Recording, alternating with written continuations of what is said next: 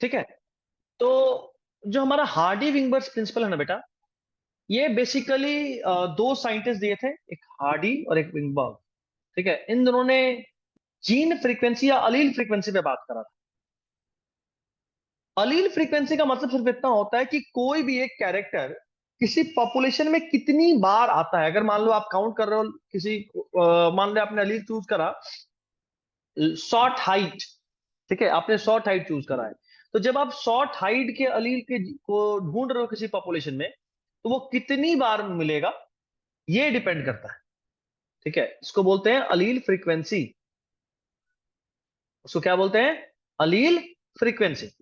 अब देखिएगा, ये जो प्रिंसिपल है ये बोलता है कि जो अलील फ्रीक्वेंसी किसी भी पॉपुलेशन में वो स्टेबल होता है and it is constant from generation to generation. कुछ एक्सेप्शंस है ऑब्वियसली जो भी आगे आएगा। उनका क्या कहना था? उनका सिंपल कहना बस इतना था कि अलील फ्रीक्वेंसी किसी पॉपुलेशन में स्टेबल होता है और कांस्टेंट होता है जनरेशन बाय जनरेशन। एक जनरेशन से दूसरी जनरेशन पे जब आप बात करोगे तो this Aleel frequency is constant.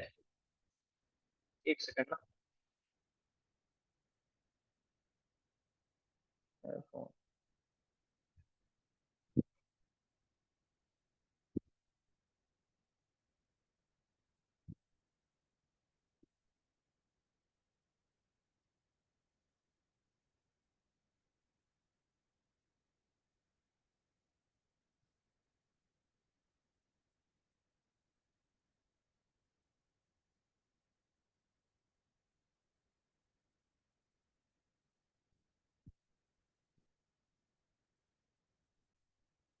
देखिएगा बेटा, तो ये कुछ ऐसा बोल रहा था कि जो अलील फ्रीक्वेंसी है ये पॉपुलेशन बाय जनरेशन कांस्टेंट होता है किसी खास पॉपुलेशन में। अब उनका दूसरा पॉइंट क्या था कि जीन पूल यानी टोटल जीन और उसके अलील जो किसी पॉपुलेशन में प्रेजेंट हैं ये भी कांस्टेंट होते हैं। Gene pool is also constant. ठीक है, उनका सिंपल दूसरा क्या था? जीन पूल यानी कि टोटल जीन और उनके अलील जो किसी पॉपुलेशन में हैं वो भी कांस्टेंट होते हैं। और इसको क्या बोलते हैं? Genetic equilibrium. क्या बोलते हैं बेटा? This is called genetic equilibrium, कि जीन और उनके अलील किसी पॉपुलेशन में कांस्टेंट रहते हैं। इस थ्योरी के हिसाब से उन्होंने बोला कि मान लीजिए कोई एक जीन है ए, ठीक है, और उस जीन के दो अलील्स हैं। एक बार मैं आपको यह बता दूं कि जीन क्या और अलील क्या। कोई डीएनए का वो सेगमेंट, हमारे सभी के बॉडी के डीएनए का वो सेगमेंट जो किसी एक कैरेक्टर को कंट्रोल करता है ना, we call it as a gene. The part of DNA that codes for a single protein is called gene.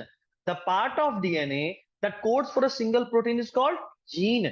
तो जीन वो पार्ट ऑफ डीएनए जो किसी एक प्रोटीन को कोड करता हो।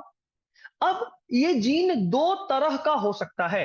फॉर एग्जाम्पल, अगर हम मान लो एक कैरेक्टर लेते हैं हाइट, ह्यूमन हाइट एक कैरेक्टर है, तो उस कैरेक्टर को डीएनए का कोई एक पार्ट कोड करता होगा, उसको बोल दिए जीन। अभी अनम्यूट करना, I want everyone to interact. ये जेनेटिक्स का पार्ट है, ये वापस आएगा बट अभी समझ गए तो अच्छा। इंटरैक्ट करना, वापस बोल रहा हूं। हम सभी के डीएनए का वो पार्ट जो किसी एक प्रोटीन एक अक्सर एक कैरेक्टर को कंट्रोल करता है। अक्सर बोला है, हमेशा नहीं। एक डीएनए का वो पार्ट जो किसी एक प्रोटीन को कोड करे उसको बोलते हैं जीन। क्या बोलते हैं? जीन। और जी। इसको मॉडिफाई करेंगे वैसे, अभी जो डेफिनेशन बोल रहे हैं जेनेटिक्स में आके थोड़ा सा मॉडिफाई होगा, ओवरऑल बात सेम ही रहेगी। तो डीएनए का वो पार्ट जो किसी एक प्रोटीन को कोड करे उसको बोलते हैं जीन। एक जीन या एक ऐसे ही बोलता हूं, एक जीन एक कैरेक्टर को कंट्रोल करता है। ठीक है, एक जीन एक कैरेक्टर को यस कंट्रोल सर। करता है। मतलब ये कि अगर हम बोल रहे हैं कि हमारा बॉडी हाइट एक कैरेक्टर है, बॉडी हाइट क्या है? एक कैरेक्टर। तो इस कैरेक्टर को कोई एक जीन कंट्रोल कर रहा होगा। अगर हमारा बॉडी हाइट एक कैरेक्टर है तो इसको कंट्रोल कर रहा होगा एक जीन। अब ये जीन दो तरह का हो सकता है। अब ये जीन दो तरह का हो सकता है। अगर वो जीन सही वाला जीन रहा, अगर एकदम सही सही कोडिंग रहा, तो ऑब्वियसली वो ग्रोथ हार्मोन बनाएगा। ग्रोथ हार्मोन बनाएगा तो जो भी इंसान के अंदर ग्रोथ हार्मोन बनेगा ऑब्वियसली वो टॉल होगा। होगा नहीं होगा बताओ? Yes sir. तो यस। जीन का एक टाइप ऐसा रहा जो सही वाला है और इंसान को टॉल कर दिया। अच्छा, अगर उस जीन में कोई म्यूटेशन हो जाए, कोई कोडिंग आगे पीछे हो जाए, तो अब आप बताओ, क्या ग्रोथ हार्मोन बनेगा, या अगर बना भी तो क्या सही वाला बनेगा क्या? ऑब्वियसली नहीं। नो और अगर ग्रोथ हार्मोन नहीं बना सही वाला, या नहीं बना, तो क्या पर्सन का हाइट बढ़ेगा? ऑब्वियसली नहीं बढ़ेगा। तो हमने बात करा एक जीन जिसका दो टाइप हो सकता है, या तो वो सही वाला रहा तो ग्रोथ हार्मोन बनेगा, पर्सन टॉल हो जाएगा, उसको बोले डोमिनेंट अलील। और अगर वही ग्रोथ हार्मोन का जीन अगर सही से काम नहीं कर रहा है, तो जीन तो वही है ना, ऑब्वियसली दूसरा टाइप हो गया। जीन वही है लेकिन दूसरा टाइप हो गया, ये काम सही से नहीं कर रहा, इसको बोले रिसेसिव अलील। समझ गए बात? तो जीन क्या होता है ये भी समझ में आ गया, कैरेक्टर और अलील भी हमने सुन लिया। बताओ किसी को कोई दिक्कत तो अभी बताओ जल्दी। डीएनए का वो पार्ट जो किसी एक प्रोटीन को कोड करे उसको जीन बोलते हैं। एक जीन अक्सर एक कैरेक्टर को कंट्रोल करता है। ये दो डाटा अपने दिमाग में डालो। इस दो डाटा के बाद हमने ये समझा कि ठीक है चलो, कोई एक कैरेक्टर है हाइट, इस हाइट का कोई एक जीन होगा, मान लो ए जीन। अब वो ए जीन दो टाइप का हो सकता है, अगर वो सही वाला रहा, डोमिनेंट रहा, तो उसको बोल दिए टॉल वाला, कैपिटल टी।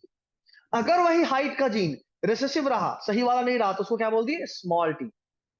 बताइए जल्दी बोलिए, कोई दिक्कत तो अभी बताइए, वरना फिर मेरा कोई सर गारंटी। अलील क्या होता अगर जीन का टाइप होता है बेटा, वही जीन जिसका दो टाइप, जैसे मैंने क्या कहा, कोडिंग है तो वही जीन ना, अगर सही वाला कोडिंग है तो उसको एक अलील बोल दिए। जैसे मान लो पेरेंट्स के लिए तुम और तुम्हारे भाई बहन दोनों बच्चे ही हैं, उनसे पूछा आपका बच्चा कौन है भाई, तो ये भी है और ये भी है ना। बड़ा वाला कौन है या कौन शरीफ है, तो कोई एक को बताएंगे। कौन शरीफ नहीं है उसको कोई एक को बताएंगे। है तो दोनों ही उनका ही बच्चा, दोनों उनके ही डीएनए से बना, लेकिन थोड़ा थोड़ा अलग है। ऑब्वियसली उसी तरह से एक जीन सेम ही चीज का कोडिंग है, लेकिन थोड़ा थोड़ा अलग है। अब जो थोड़ा थोड़ा अलग अलग टाइप है, वो उसी जीन के दो टाइप यानी दो अलील बोलते हैं। अब बताओ जल्दी जल्दी जल्दी, कोई सर दिक्कत? अगर कोई नाटा रहा तो ये नहीं है जरूरी है कि वो जेनेटिक ही उसका होगा।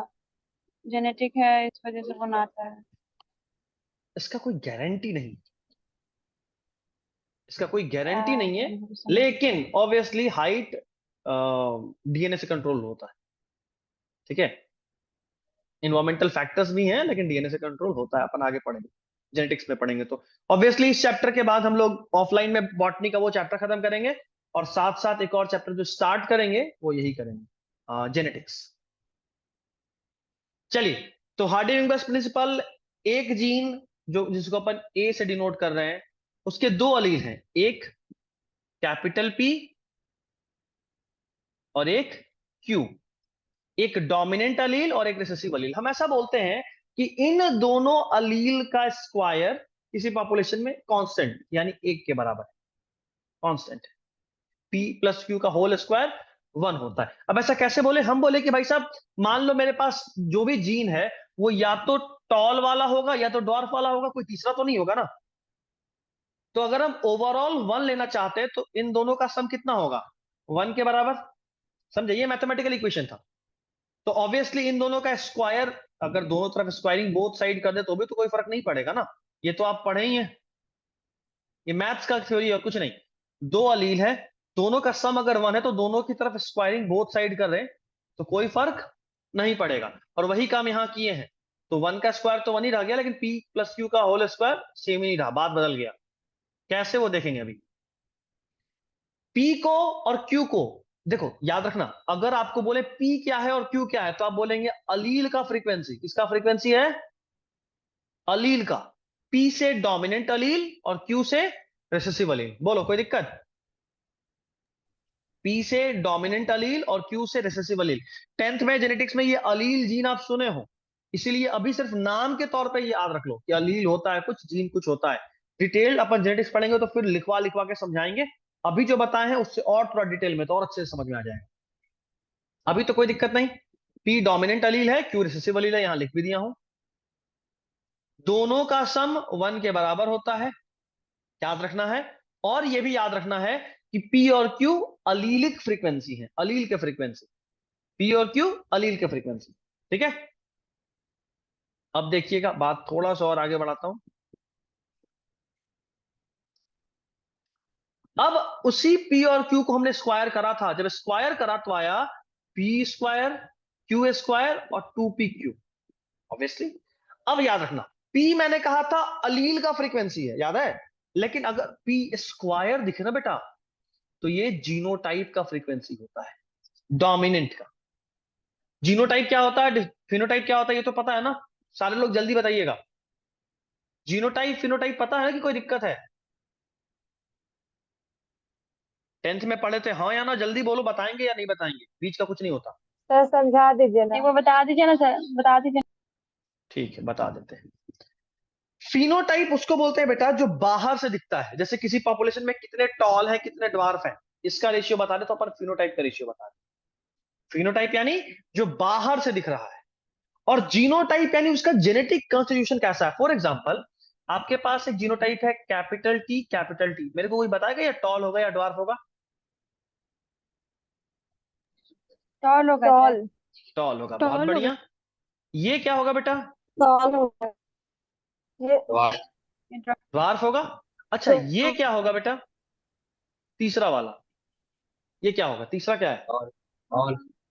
टॉल होगा सर। बिल्कुल टॉल। बिल्कुल। अब टॉल देखो, होगा सर, टॉल। कैपिटल टी और कैपिटल टी स्मॉल टी दोनों का टॉल दिखना, ये उनका दोनों का फिनोटाइप है। जबकि एक कैपिटल टी यानी जीन अलग है, और दूसरा कैपिटल टी स्मॉल टी यानी जीन अलग है। तो जीन क्या है, वो होता है जीनोटाइप, और बाहर से कैसा दिखता है वो होता है फिनोटाइप। ठीक है, हमें फिनोटाइप से खास कोई मतलब नहीं है। अभी अभी हमने बस इतना देखा कि अगर सिर्फ पी रहे या सिर्फ क्यू रहे, तो हम बोलते हैं अलील का फ्रीक्वेंसी। याद आ रहा है? अगर सिर्फ पी रहे या सिर्फ क्यू रहे, तो हम बोलते हैं अलील का फ्रीक्वेंसी, हम बोलते हैं अलील का फ्रीक्वेंसी। लेकिन अगर पी स्क्वायर रहे या क्यू स्क्वायर रहे, तो अपन उसको बोलते हैं जीनोटाइप का फ्रीक्वेंसी। किसका फ्रीक्वेंसी बेटा? जीनोटाइप। तो पी तो तुम्हारा अलील है, और पी स्क्वायर यानी जीनोटाइप। पी से डोमिनेंट और क्यू से रिसेसिव, याद रखना, पी से डोमिनेंट और क्यू से रिसेसिव डिनोट करते हैं। 2pq क्या है? दिस इज जीनोटाइप ऑफ या जीनोटाइपिक फ्रीक्वेंसी ऑफ हेट्रोजाइगोट्स। ये दोनों जीनोटाइप है, होमोजाइगस डोमिनेंट और होमोजाइगस रिसेसिव का। जबकि 2pq किसका है? हेट्रोजाइगस का। आप लोग ये भी पढ़े ना, हेट्रोजाइगस क्या होता है? होमोजाइगस जिसमें दोनों अलील सेम हो, हेट्रोजाइगस जिसमें अलील डिफरेंट डिफरेंट हो। कोई दिक्कत इसमें? बोलो जल्दी जल्दी जल्दी। No sir. नहीं, ठीक है। नेक्स्ट, इनसा क्लियर करिए, कचरा नहीं रखना है और स्क्रीन टच नहीं करना है। आगे देखिए, मैंने कहा था कि किसी भी पॉपुलेशन में अलील का फ्रीक्वेंसी फिक्स होता है, लेकिन कुछ एक्सेप्शन भी होता है। अभी बात करते हैं उन एक्सेप्शंस का। पहला एक्सेप्शन, कौन कौन से फैक्टर्स हैं जो हार्डी विंगबर्ड इक्विलिब्रियम को इन्फ्लुएंस कर सकते हैं? पहला, जीन फ्लो या जीन माइग्रेशन, कोई बाहर से जीन आ जाए या पॉपुलेशन से जीन कहीं बाहर चला जाए। ऑब्वियसली कोई जीन अगर आएगा तो जो पहले से मौजूद है उसमें कुछ चेंज करेगा, या जो पहले से था उसमें से कुछ निकल गया तो भी चेंज कर देगा, है ना। दूसरा वाला, जेनेटिक ड्रिफ्ट। जेनेटिक ड्रिफ्ट क्या होता है ये भी हम लोग आगे देखेंगे। म्यूटेशन, ये आपको पता है, डीएनए में कोई चेंज होना is mutation. Genetic recombination, sexual reproduction में जो होता है उसको बोलते हैं जेनेटिक रिकॉम्बिनेशन, कि दोनों पेरेंट, मेल और फीमेल पेरेंट्स का जीन आपस में मिक्स करा और कुछ नया बन गया। जो नया बना उसे अपन बोल रहे हैं जेनेटिक रिकॉम्बिनेशन। और पांचवा है नेचुरल सिलेक्शन। हम लोग ये भी पढ़ चुके हैं कि नेचुरल सिलेक्शन क्या होता है। ठीक है, चलिए फिर से थोड़ा सा आगे बढ़ते हैं, कहानी को आगे बढ़ा रहे हैं, और अब हम लोग एक एक करके सबको जानेंगे। सबसे पहला है जीन फ्लो या जीन माइग्रेशन, क्या होता है बेटा? अब देखो, सेपरेशन या migration of individual from main population. Main population से या तो कोई बाहर चला गया तो जो जीन था उसका वाला वो कम हो जाएगा उस पॉपुलेशन से, या बाहर से कोई अंदर आ गया। तो बाहर से कोई अंदर आया तो कोई जीन या अलील बढ़ गया, दोनों ही हार्डी विंगबर्ड इक्विलिब्रियम को डिस्टर्ब कर सकता है। ये अक्सर पूछता है कि इनमें से कौन सा हार्डी विंगबर्ड इक्विलिब्रियम को डिस्टर्ब नहीं कर सकता है या कर सकता है करके क्वेश्चन, तो तैयार रहिएगा उसके लिए। दूसरा, जेनेटिक ड्रिफ्ट। देखो बेटा, हम लोग जब नेचुरल सिलेक्शन पढ़ रहे थे, देखो हमको आपसे भी से बात करना है अभी, तो बेहतर कि अगर आपके बैकग्राउंड में आवाज नहीं है तो कैमरा ऑन और माइक अनम्यूट कर लीजिए। वापस बोल रहा हूं, जब डिस्कशन करना होता है तभी बोलता हूं, अभी जरूरी है discussion. Possible switch on your cameras and unmute रखिएगा, साथ साथ बात कर लेंगे अगर आवाज नहीं हो रहा है तो। हम लोग नेचुरल सिलेक्शन पढ़े थे, है ना। नेचुरल सिलेक्शन क्या था, याद है कि भाई साहब नेचर में बहुत तरह के ऑर्गेनिजम्स प्रेजेंट हैं, जो बेस्ट सूटेड होगा उसको नेचर सेलेक्ट कर लेगा, और जो सूट नहीं करेगा नेचर में वो एलिमिनेट यानी खत्म हो जाएगा। ये तो याद है आप सभी को। अगर आप सभी को ये याद है तो आपको ये भी याद होगा बेटा कि हर बार नेचर के सेलेक्ट करने के लिए कोई एक बेसिस था, कोई एक ज्यादा बेहतर तरीके से वहां सेलेक्ट हो रहा था, कोई एक ज्यादा बेहतर तरीके से उस बदले हुए कंडीशन में अडेप्ट हो रहा, तभी सेलेक्ट हो रहा था। ठीक है, ऑब्वियसली जो सेलेक्ट होगा धीरे धीरे वो बच्चे प्रोड्यूस करेगा, उनका नंबर बढ़ेगा, उनका जीन बढ़ेगा, और जो सेलेक्ट नहीं होगा वो एलिमिनेट होता चला जाएगा। यहां तक तो सब ठीक है। अब ये जो जेनेटिक ड्रिफ्ट है ये एक ऐसा तरीका है जहां पे कोई मतलब यूं कहो कि बाहर से कुछ नहीं आता। जेनेटिक ड्रिफ्ट में कुछ भी बाहर से नहीं आता। जेनेटिक ड्रिफ्ट में बस बाय लक, किस्मत था कि हो गया, ऐसा वाला बात होता है। ठीक है, इस वाले में किस्मत था। अब किस्मत था का क्या मतलब, चलो एक एग्जांपल लेते हैं ना। तुम्हारे घर के पास, अभी आजकल बारिश का टाइम है, सबके घर के आसपास घास फूस उग गया होगा, है ना, झाड़ी।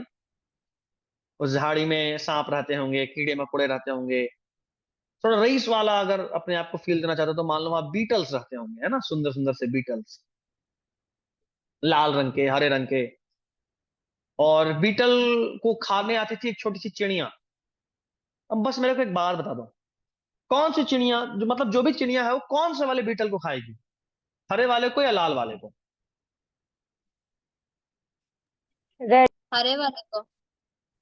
हरे वाले को। सुमाइला क्यों हरे वाले को, लाल क्यों? वाले। सर फिर लाल रेड वाले पे रेड। आए। ग्रीन वाला सर। ग्रीन वाले कितने लोग हैं, हैंड रेस करना। एक तो नूर फातिमा, ठीक है, सुमाइला भी बोली। सुमाइला क्यों बेटा? उसके बाद नूर के पास जाते हैं, फिर रेड वालों के पास जाएंगे। रेड क्यों? हाँ जी सुमाइला, सर बस, बोलो। सर ग्रीन इसको अच्छा लगता होगा तो इसलिए खा लेती होगी। क्या बात है, ग्रीन अच्छा लगता होगा इसलिए खा लेती होगी। कभी टेस्ट वेस्ट करियो जो इतना आइडिया है कि अच्छा लगता होगा। ठीक है नूर फातिमा, आप बताइए। हाँ तो मैया का नहीं है। म्यूट पे हो, म्यूट पे हो नूर फातिमा, आप म्यूट पे हो। हाँ जी। सर ऐसा सुने थे कि शायद मतलब नहीं जाता वो लोग रेड के पास, ग्रीन से थोड़ा ज्यादा अट्रैक्ट होता है, पता नहीं ये ऐसे तुमको मुझे पता है, आप सुनाया कौन, पहले तो ये बताओ। चिड़िया आके बोली थी, कोई बताएगा क्यों, किसको खाएगा और क्यों खाएगा? सर रेड वाले को खाएगा क्योंकि क्यों? ग्रीन वाले तो पेड़ की वजह से दिखेगा ही नहीं, ग्रीन कलर का पत्ता भी होगा और ग्रीन कलर का इंसेक्ट भी। Exactly exactly. कीमोफ्लेज कर जाएगा ना। हरा रंग का बीटल हरा रंग के झाड़ी पे अगर बैठा हुआ है तो आपको दिखेगा एक बार में। ज्यादा चांसेस है कि जो फिर भी तो वो चिड़िया है। प्लांट खाएगा तो, क्या? प्लांट भी अगर खा सकता है तो फिर उसके साथ बीटल भी तो खा सकता है ना।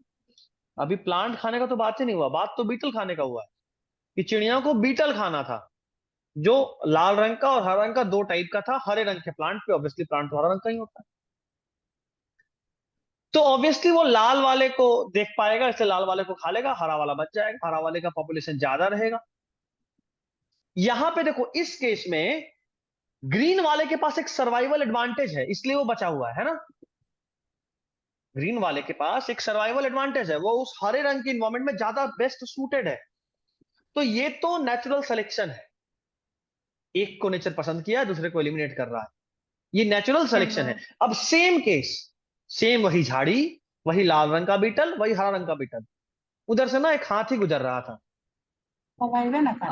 अब हाथी जब गुजर रहा था तो हाथी ये नहीं देखा कि किधर किस पे चढ़ना है किस पे नहीं चढ़ना है। हाथी बस गलती से ना पैर रख दिया सारे के सारे हरे वाले पे, उसी झाड़ी पे पैर रख पड़ा उसका गलती से, जो हरा वाला जिसपे बीटल रहता था। अब बताओ, हाथी के गुजरने के बाद वहां जब चीख पुकार मचेगा, पुलिस जाएगा कि भाई साहब यहाँ एक्सीडेंट हो गया, एक हाथी चढ़ गया बीटल के कॉलोनी पे, तो ऑब्वियसली वो देखेगा कि लाल वाला बहुत ज्यादा हो गया है, हरा वाला तो ऑलमोस्ट, कहाँ जाएगा, हाथी चढ़ा है भाई, कहाँ जाएगा पता भी चलेगा। अब बस मेरे को इतना बता दो कि क्या यहाँ पे लाल वाले के पास कोई सर्वाइवल एडवांटेज था क्या, कोई फायदा था क्या उसको, कि जस्ट बाई चांस किस्मत था कि वो बच गया, गणेश जी का पूजा करता होगा इसलिए हाथी उसको छोड़ दिया, ऐसा। तो सिर्फ किस्मत था ना, उसको तो पता भी नहीं कि लाल वाले पे चढ़ रहे हैं कि हरे वाले पे चढ़ रहे हैं। अब तुम ही सोचो, तुम चल रहे थे, एक लाल रंग की चिड़ी थी, एक काले रंग की चिड़ी थी, दोनों आपस में बॉक्सिंग कर रही थी, गलती से तुम्हारा पैर लाल वाले चिड़ी पे पड़ गया तो काला वाला जीत गए। अब बताओ, काला वाले के पास कोई सर्वाइवल एडवांटेज था क्या? नहीं, it was just by luck, सिर्फ चांस फैक्टर था कि वो बच गया, है ना, सिर्फ चांस फैक्टर था। इस तरह से होने वाले यूं कहो कि पॉपुलेशन में चेंज जो होता है फ्रीक्वेंसी ऑफ जीनोटाइप में या फिनोटाइप में, इसको अपन बोलते हैं जेनेटिक ड्रिफ्ट। अलिक फ्रीक्वेंसी में चेंज, अलिक फ्रीक्वेंसी में चेंज, वो भी just by chance, just by chance, ठीक है। और अगर जेनेटिक ड्रिफ्ट में हुआ किसी चेंज के वजह से इतना ज्यादा फ्रीक्वेंसी बदल जाए पॉपुलेशन का कि नया स्पीसीज ही बन जाए, तो उसको बोलते हैं फाउंडर्स इफेक्ट। क्या बोलते हैं? फाउंडर फाउंडर्स इफेक्ट, ठीक है। अगर जेनेटिक ड्रिफ्ट सक्सेसफुल हो जाए नए स्पीसीज को बनाने में, then we call it as founder's effect. क्या बोलते हैं बेटा? फाउंडर्स इफेक्ट, फाउंडर्स ठीक है। चलिए, यहां तक में किसी को कोई दिक्कत? जेनेटिक ड्रिफ्ट तो समझ गए ना बेटा? जल्दी बताइएगा बालक, समझ गए ना? सन्नाटा क्यों है? यस ठीक, यस चलिए नेक्स्ट पढ़ेंगे म्यूटेशन। वैसे तो आपको पता है बट चलिए सुन लीजिए बस। म्यूटेशन, पहले वाले से अगर बदल जाएं, हम जैसे भी थे वैसा बदल जाए उसमें से, जेनेटिक चेंजेस की वजह से, then we call it as mutation. क्या बोलते हैं अपन उसको? म्यूटेशन।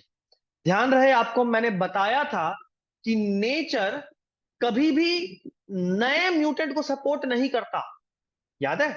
बोले थे कि नेचर कभी भी नए म्यूटेंट को सपोर्ट नहीं करता, जो पहले से मौजूद है, पहले से जो वैरायटी मौजूद है उसको ही सपोर्ट करता है। Nature supports only pre mutant varieties, जो पहले से चेंज होकर बैठे हैं, उसमें से ही कोई एक को चूज करेगा। ये नहीं कि इन्वायरमेंट में चेंज हुआ और उसके बाद वो मौका दे जाके बदल जाओ, नहीं, ठीक है। Next is genetic recombination. जब भी क्रॉसिंग ओवर होता है, क्लास 11th में आपने क्रॉसिंग ओवर पढ़ा है, क्रॉसिंग ओवर कब होता है? जब गैमेट्स बन रहे होते हैं, तो गैमेट्स के बनने से पहले क्रॉसिंग ओवर होता है, जिसमें जेनेटिक जो मटेरियल है वो एक्सचेंज होता है, आगे पीछे मिक्स करता है। तो जो जेनेटिक रिकॉम्बिनेशन होता है, इससे भी कई बार नए जो अब यूं बोलो अलील फ्रीक्वेंसी या जेनेटिक फ्रीक्वेंसी में चेंज होने के चांसेस होते हैं, ठीक है। चलिए नेक्स्ट, अब ये जो नेचुरल सिलेक्शन है ना बेटा, ये 3 तरह का होता है। Natural selection is of 3 types. First, balancing या स्टेबलाइजिंग सिलेक्शन।